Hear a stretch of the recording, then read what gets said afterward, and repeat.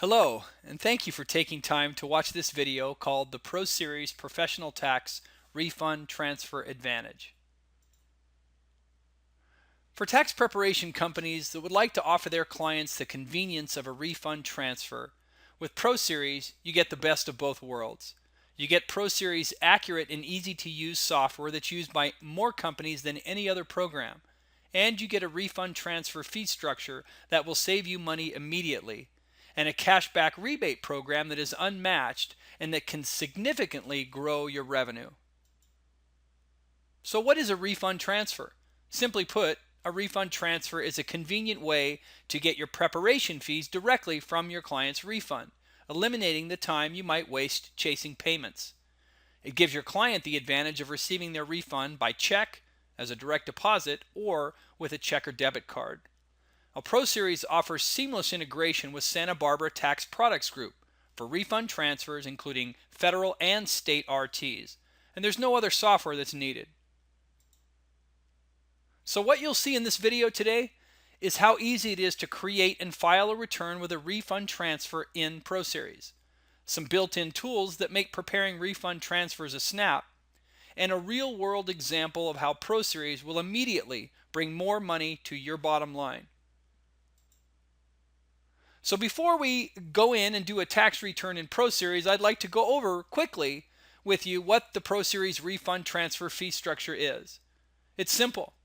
Taxpayer pays a $35 processing fee from their refund direct to Santa Barbara. There are no additional fees charged to either you or your clients. No junk fees, no bank technology, transmission, or e-file fees. That's it. Now, in addition to the great fee structure, you also get an added incentive, something we call the ProSeries Refund Transfer Incentive. And that is, for every funded refund transfer that you prepare, Intuit will pay you $10. It's very straightforward, and it's a great deal. Now let's take a look at ProSeries Professional Tax. So this is the first screen that you see when you open ProSeries on your desktop. We call this Home Base, and Home Base is the starting point for everything you do in our application. And really what it is simply a list of all the clients that you already have entered or added to the ProSeries tax system. Here are a list of all my clients listed here by their client name and sorted alphabetically. Now there's a lot of different capabilities and features available from this screen, but one of the things our clients like most is that you can design this screen to show really any type of information you want from a client's return. Okay, so I've got the client name, the home phone, the email, a column where I can track the status of where this tax return is in my own process. But if I wanted to add other columns like the amount due on their bill, or if I want to know anybody who has a federal estimate due for second quarter, or who has capital gain or loss and what those amounts are, I have access to over 350 fields, where with most software it might be 10 or 20 or 30 different fields. We open up really almost the entire database so that you guys can design a much more custom screen. We figure as a business owner, there are times you're going to want to know some of these statistics or see some of the data, so we provide you with a much more custom home-based screen. Now let's add a new return in ProSeries. The button on the top left of my screen up there that says New Client File, all I do is click that, and we're going to add a 1040 individual tax return here, so let's double click and open it up. Now the first screen you see when you create a new return is what we call the Federal Information Worksheet, and it's all the basic data we need to start the return. So let's go ahead and start typing in some data. So we'll call the last name of Smith. We'll use my first name, which is Kevin. Let's put in a social security number for me. My occupation is sales. My date of birth is 1963. Now we do provide contact fields for both taxpayer and spouse. Are not absolutely mandatory that you put anything in here. It's just if you want to track those things in the software, you can. I'll call my spouse Sally. I'll put her social security number in. Her occupation is assistant. Her date of birth, 1968. And that's really all I need as far as personal information. Now we have the address information here, and you'll notice when there are fields that must be filled out, the program automatically flags them with a red background. So it's easy for you to know what you need to fill out and what you don't. So let's go ahead and put in 105 Main Street as my address, 95630. Now you'll notice when I put in the zip code, it automatically pulls in the correct city and state. I don't have to type that in myself. Now I elect what the federal filing status is. It's married filing joint. Below that, where you enter the dependents for the client. So we'll use the first name here. We'll put in the son, John, and the Social Security number for John. It's the son for the taxpayer, so we just type S and it populates the field with the word son. And I put in a date of birth. We'll put in 2008. Now there's a code here where you indicate it's a child, dependent child living with the client, or if it's not living with the client, you indicate that here. And then in terms of EIC, we know that this is a qualifying child for purposes of EIC, and they lived in the U.S. for a full 12 months. Now I'm going to put in Mary as dependent number 2. Notice how it automatically brings in the name, so I don't have to type that. Go in here, put the data for the social. It's the daughter. I type D. I put in a date of birth, let's say 2009. Put in the code, and then for terms of EIC, again, this is also a qualifying child. Months lived at home is 12. That's all I need for dependent entries. Now there's a section here where it required to calculate the earned income tax credit. You answer these two questions. Is the taxpayer or spouse a qualifying child for EIC for another person? No. And did they live in the U.S. for more than half of 2013? Yes. Okay. Now in the return preparer section is where you can assign any preparer in the firm that you've got. You assign them to the return here. And then the final section is electronic filing of the return. I click here for federal. I click here to electronic file the state, and you'll notice it automatically inserts California for me. Now once I'm done filling out this initial worksheet, ProSeries offers what we call a forms-based data entry system, which means when I'm done filling out this sheet, at the very top of the page there's a line that says quick zoom to form 1040. So let's go to the 1040. Click quick zoom, and you'll notice now we're on 1040 page 1. All the numbers and everything we just entered on the previous screen are now completely filled out on the 1040 when you get here. The filing status, all the dependents are automatically here. Now a forms input is pretty much like it sounds. You're using the IRS form as your guide to how you're entering the data into the return because you're familiar with the form. So if the client has wages, you simply go to the line 7 on your 1040 for wages, click the button. A box will appear and ask you to enter the name of the employer. So let's type in ABC Company. Okay, now we're on the W-2. Now if you have clients with the same employer over and over, you don't have to keep entering the street address, the city, the state, all that we need for electronically filing it. All you have to do is enter the EIN, and we pre-populate this from a table that we've saved, or where we've saved all that information. Put in the wages of $32,000. Let's say the federal tax withheld was $2,000. Down a little lower, you'll notice there's a red box on the employer state ID number. We need that for e-filing, so the program knows and tells you with a red background that that is a field that needs to be entered. So let's go ahead and put in the state ID. Okay? Now, we're done entering the W-2. We'd like to go back to the 1040 and continue on adding other things. How do we get back from the W-2 to the 1040? The one way I like to do it is on the top right of the screen. You'll notice there are two arrows, one left arrow, one right arrow. That means back and forward. So it's very much like an internet browser. The program remembers all the screens that you've gone through. So all you do is you hit your back button one time and you're right back on the form 1040. Look at line 7. It's already updated to reflect the W-2 that we just added. If I want to enter taxable interest and dividends, all I do is go to line 8A and click on that. It links me directly to the Schedule B. I enter my interest income in the worksheet at the top, all the dividends on the bottom of the form, just like the Schedule B. Now I'm going to add a couple of items of interest to this return. We'll type in B for Bank of America. Since I've already typed that on this return or maybe a different return, you don't have to keep typing the same description. It just pops right up, and we'll put in $500 of interest. They also have interest from Alliant Credit Union of $125.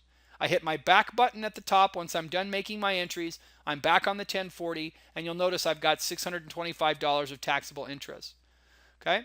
So one thing to know, is when you enter data into the return, the program is always calculating your tax return. You never have to tell the program, hey, I made an entry, I want to see the latest results. It's doing that for you in the background. So every time you look at a form or a worksheet, you're always seeing the latest computations that we've done.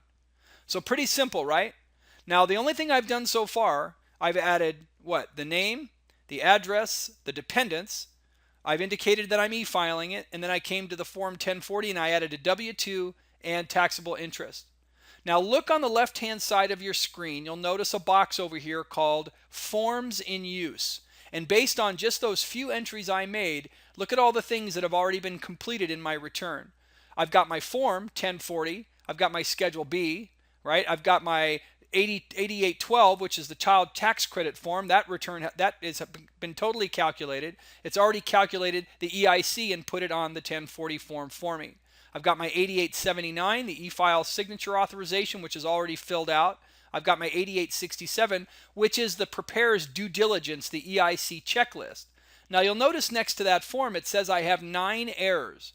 Okay, so that means there are things I need to fill out or complete on the 8867. So what do? I just click where it says 9 errors. Now, it's all it's asking you is to fill out everything on this form that's in red. Those are the questions that need to be answered on this due diligence form. So, do I want to fill out this checklist automatically? Yes, from data that's been entered elsewhere in the return. Then I simply move down the form and answer all the questions that are in red. Those are what you need to answer. Okay? Did the preparer who is signing this return also determine the taxpayer's eligibility for EIC? Yes. Go down a little further. A lot of these things are already going to be completed based on information in other places. But let's drop down here a little further. Another red box. Do you or the taxpayer know of another person who could check yes on lines 9, 10, 11, and 12 for the child? No for this dependent, no for this dependent. Okay, more questions down lower. Again, anything in red, all I do is go to that line and enter the data. Now here's some other questions. Did you complete Form 8867 based on information provided by the taxpayer or reasonably obtained by you? Yes. And if any qualifying child was not the taxpayer's son or daughter, that really doesn't apply to me because they were. Okay, so a lot of these questions, again, you can mark them as does not apply or answer yes, no. Now you look on the left, I'm down to 2 errors on my 8867. Let's fill out the final couple of questions. We'll say does not apply. And down here, they ask you for the documentation that proved the residency. So I'm going to say it was school records or statement. Now look on the left, 8867, there are no other things I need to enter. There are no more errors showing up on the Form 8879. Okay? All right, now you'll also notice on the left under my information worksheet, it says I've got an error on that form as well. If I click where it says 1 error, it takes me directly to the field where I enter the PIN date for the automatic signature for the practitioner. So I'm going to say the date was 2014. Okay, so now I've got no errors on the left-hand side. I've completed everything I need to complete in my tax return, and really that's all you need to do to create initially the return for this client. Okay? Now, of course, the client might elect now to have this, to get their refund using a refund transfer. How would you go about doing that? Well, what happens is, hang on one sec, I just lost my mouse for a second there. So what happens is, on the top of the screen, you'll notice there's a button up there called Forms. And when you click this or hit your F6 key on your keyboard, it will provide you with a list of all of the available forms and worksheets, everything you might use to create a tax return in ProSeries. And one of these is called the Electronic Filing Bank Worksheets for Santa Barbara Bank. So let's go ahead and double click that and add it to our Forms in Use list on the left-hand side. EF Bank Worksheets. So the bank worksheet is up now on my screen. Anything in red is what needs to be filled out. Refund transfer program for ProSeries. How do they want to get their disbursement? Do they want a check, direct deposit, or a debit card? It will indicate that they're going to get their refund using a check. Now, as soon as you check the box, the program will pop up a reminder to you that Santa Barbara Tax Products Group requires that the bank application be printed and signed by the taxpayer prior to electronic filing of the return. Your taxpayer must receive a copy of the bank application for their records, and you must also obtain or retain a signed copy for your compliance record. Just letting you know that these some of the things you need to do. So click OK. Now, if you look on the left on our bank product worksheet, it tells us we've got 15 errors, right? All I have to do is just go down the screen, and anything in red I need to fill out. In this case, it's asking me for the compliance information, right? The type of ID used for identification will say was a driver's license for taxpayer and the driver's license for the spouse. The ID number, basically the driver's license number, we'll put in here, and we'll put in another one over here. And then what is the ID issuing authority will stay as the state of California, and also for the spouse. The date it was issued, right? So we'll say that was 01/01/2010. Same thing for the spouse. And then the date of the expiration of the driver's license is going to be 2015. All right. Were the taxpayer and spouse both U.S. citizens? Check both those boxes. Okay. Now, one final thing, a really nice thing down here is where you see, or we calculate all the fees associated with the RT. So you have a really nice explanation of exactly what's about to happen. Okay. Now, you'll notice there's a section here that says preparers refund transfer fees, tax return preparation fee. On that line, I can click the button and it will open up the billing screen in ProSeries right to the preparation fee section where I enter whatever the fee is I'm charging my client. Let's say it's $175 for the preparation of the return. Now, I have told the program on every return I would also like to have or add to it a document handling fee. Remember, there are no junk fees in ProSeries. Whereas your client may have paid these fees in the past, or you did, those no longer apply with ProSeries. So you can add any additional fees that you want to the amount of your invoice. Okay. Now, if I go back directly to the bank product schedule, it tells you to update these numbers, hit the F10 key on your keyboard. And you'll notice how it automatically pulled in my tax return preparation fee, which is a combination of the $175 and the document handling fee of $45 for a total of $220. Down below, the bank product summary. Okay. Expected federal refund is $6,835. The RT processing fee, remember, is only $35. That's listed. The preparer tax preparation fee, $220, and the expected tax return a refund after deductions, which is $6,580. You can also show your client the different options for the federal refund. If they use the RT, they're going to get the refund of $6,580 because there is a fee to the bank, $35 for the RT. A direct deposit would have no RT fee, right? No $35 and a paper check. So you can give your client the option of either one of these, but it's a good opportunity for them to elect the fact that they're going to be filing an RT. Okay? Let's click here. And the last thing I've got now, I've fixed everything. I go over to the left where it says information worksheet. It says I'm missing two things. Because it is an RT, the program does now require, where it didn't if I wasn't doing an RT, both a work phone and a home phone number for the taxpayer. So let's put in the work phone. Let's put in now the home phone. Now those fields have been completed. So that's it. That's all I have to do. Okay? So a couple of other things that I want to mention. Now, when you're done with the return, you've just completed, you've removed all the errors, everything's done. You go back to the home base screen, we'll save the file, and there's a couple of things I want to mention out here. To e-file this return now, it's already done. I go to the home base view in the upper left, I open up the electronic filing center, which is a completely different view. Now you'll notice the columns on my electronic filing center screen are different than the main home base screen. I've got the client name, I've got the type of return that they're filing, I've got the e-file status for all my tax returns. So when you come in here, any return that is a return that you can now send electronically, that return will have a status of ready to send. Okay? All I do is I'll select the client, I go to the top, a button that says EF Now, I click that button and it transmits that return. If I have more than one I want to send at the same time, I can select as many clients as I want and hit EF Now and it transmits my e-file return with the RT. Now, a couple of other things I want to mention that our clients really like, some features that are real specific to the RT. So let's go in here to the Kevin and Sally, or actually I think the last name of this return I created was Smith, Kevin and Sally Smith. Let's double click. One thing is, You see that big blue bar across the top of my screen? Over on the right, it says refund $6,835. This is a feature we call the refund monitor. This is an easy way for you to just glance up and know as you're entering the data into the return what exactly is the refund or the balance due. You don't have to go to the second page of the 1040 to see that, or go to the bottom of any tax summaries that we've got. We just post it right there at the top. Another thing that our clients love is a lot of times when you're doing tax returns and you're in a file like this Smith return, you might get a call from a client that says, hey, what's my refund? What's my balance due? Has my return been accepted? They just have some questions about the return. So the beauty of this is I don't have to leave the tax return I'm working on to view information for another return. All I do is I go to the top under View, and we have a thing called a client snapshot. So I type in the name of the client that just called me. Let's say this was the Richards family, and I open it up, Kevin and Suzanne Richards, and what it does is it pulls in this thing we call a snapshot, pulling in a lot of different information into one box so you can effectively answer your client's question.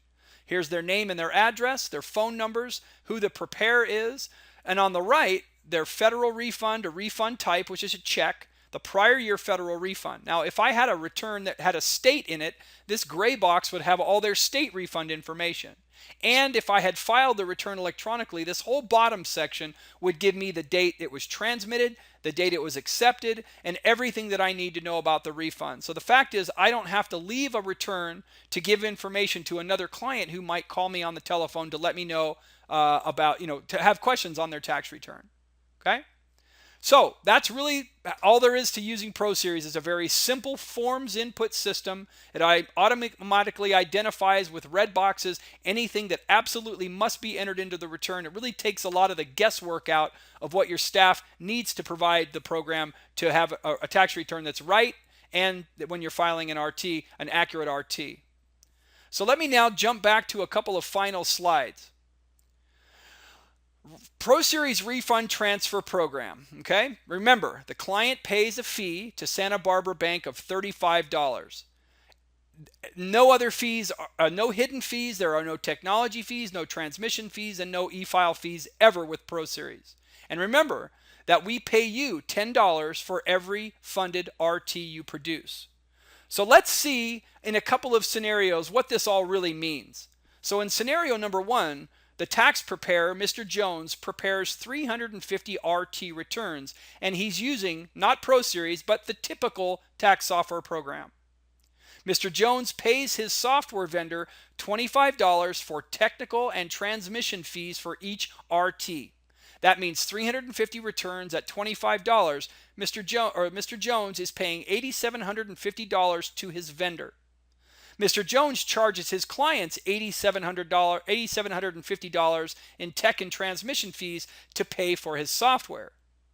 The bottom line is tax preparer Mr. Jones processes 350 refund transfers. His tax software company receives $8,750, and Mr. Jones receives $0 for his work. Now, in the ProSeries scenario, does that sound familiar? In the ProSeries scenario number two, Mr. Tax Preparer, Mr. Jones, uses ProSeries professional tax software.